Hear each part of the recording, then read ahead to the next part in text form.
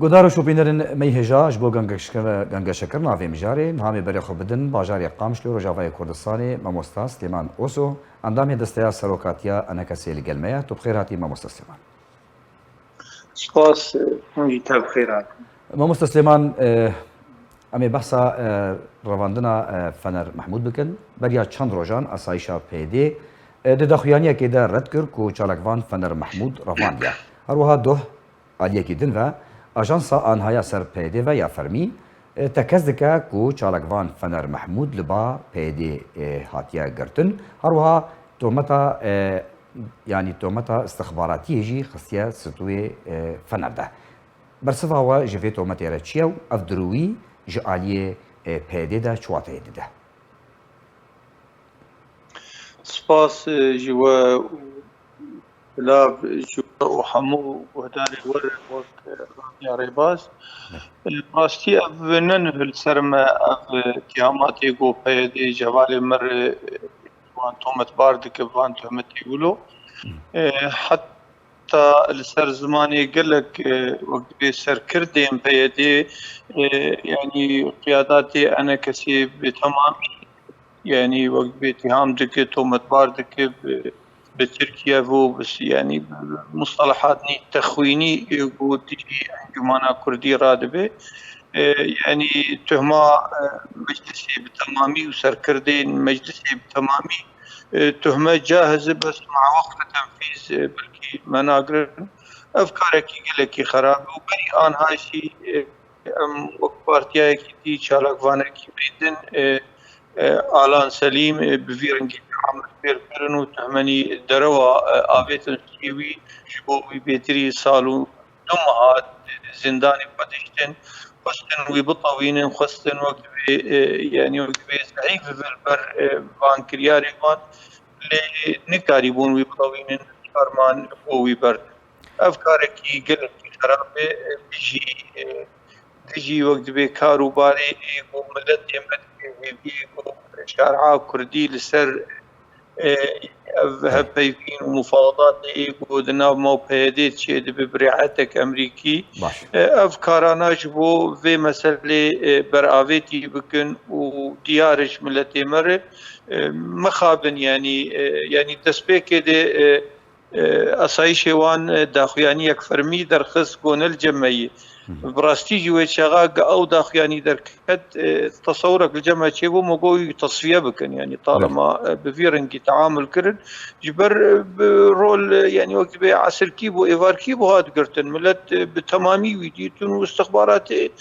بيدي أو قرتن بيانك أصايشي وان درخص والله نالجمعية إيرو محكمة قال لنا بيشي يعني محكمة أوجي جزء مؤسسات تواني استخباراتية يعني جرى أول تاريخ دم دبيس المحكمة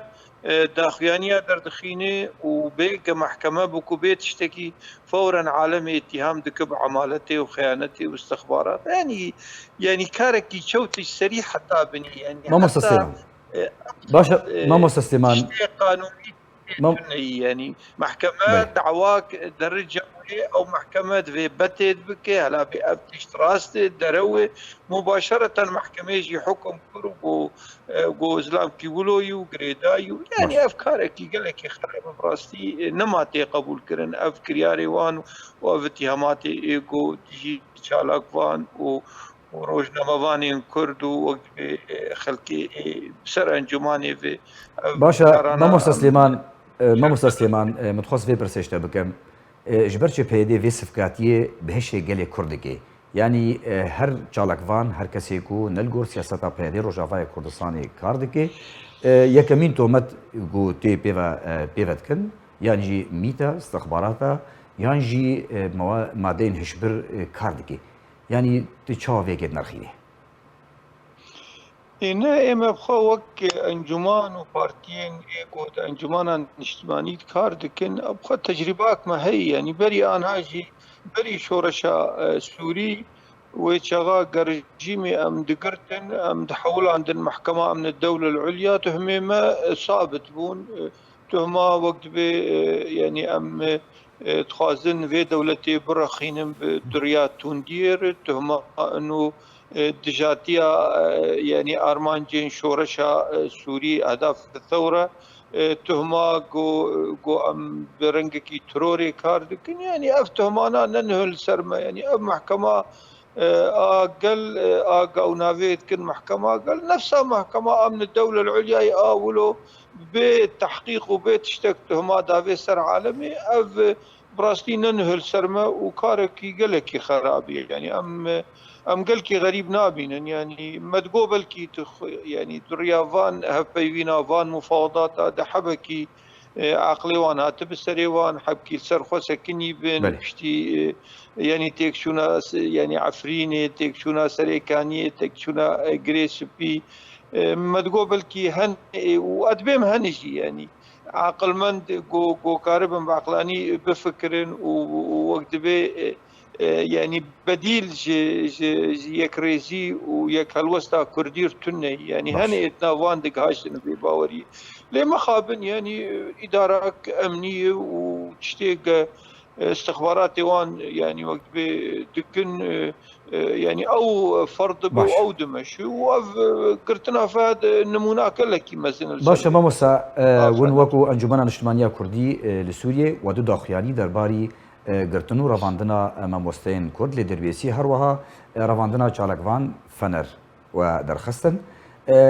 ئەف داخوێنیەوە گۆ دەرخستن ئەم بێژن و عالیە ئەمریکی ئاگاهدار کردیە ڤان کریارن پێدێ ڕۆها بەرسڤ وان چ بوو ئێمە جەرگا دەست بە ڤان کاراکردن ڤان کریارێ خراپ شەواتا مەکتەبە ئاڤێتنا بۆمبا لەسەر ئۆفیسێن ئەنجومانان نیشتیمانی کوردی مەسەلا شەوتاندنا يعني دبستانين تايبت معاهدة قولقامش اللي هاتن شوتاندن جدس بيكده يعني براستي يعني أمريكان دشوبين يعني أفكرياري جهني وأمريكانا شرمزاكر وقوف كاركي قالكي خرابن يعني بتوندي شرمزاكرون دنجي خوك هاندن سركردين قصدي وضاغط بونج بوغو يعني بو فان مسألة أنا بسكنين وبلكي نرو لاوان با ما مستعين يعني دربيسية نهات أنا بردان أمريكانا قاب دخن صورة دي براستي أف استمرار وان دفي كاريدو تايبت يعني أف تشتيقو بفنر ركرني يعني تخازن انجمانی باجون مجارنا ام ناخوازن التجائی وان ببن باجون يعني ام كارنيدم بكن يعني اما ام نعجز كو ام وك ملتي ما يعني براستيجي ملتي ما استياء قلكي مزن شي بويد شارعا كردي دي حتى توسطي ابتدائي استياء قلكي مزن سرفان كرياري وان هني وأف كارانا كبرتم أفني مبخا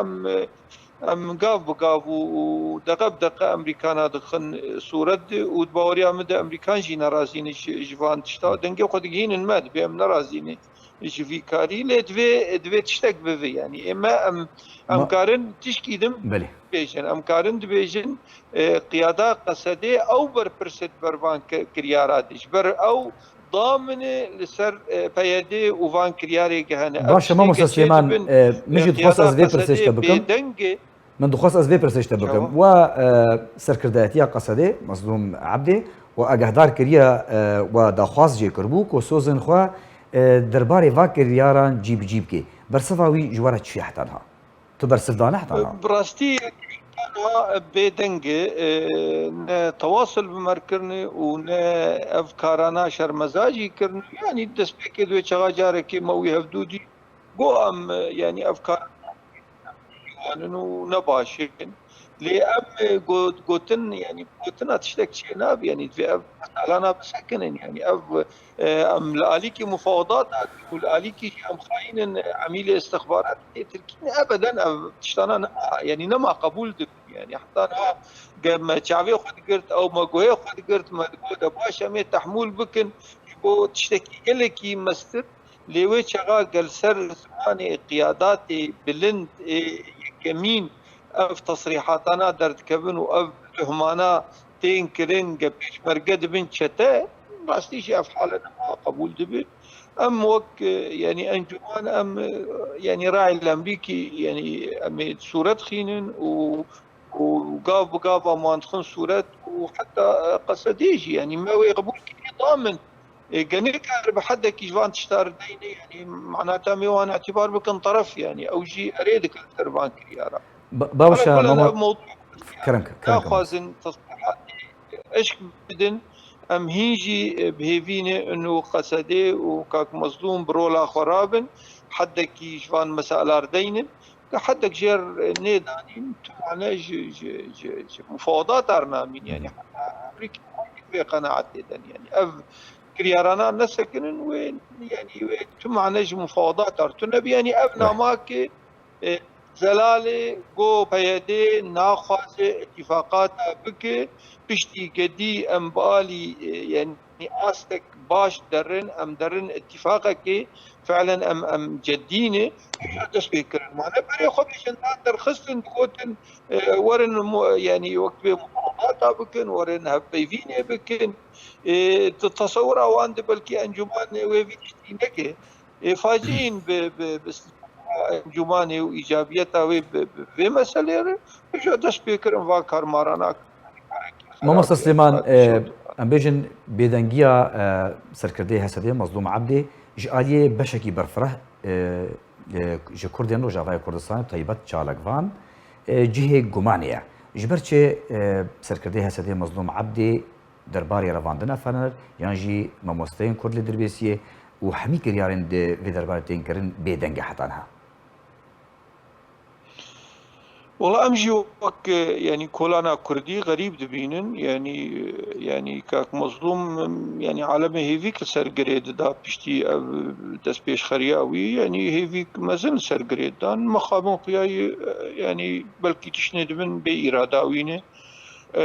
يا اما بإراداوين يا اوجي يعني اريدك لسربان تشتاجوان هردو احتمالا بي بتنهي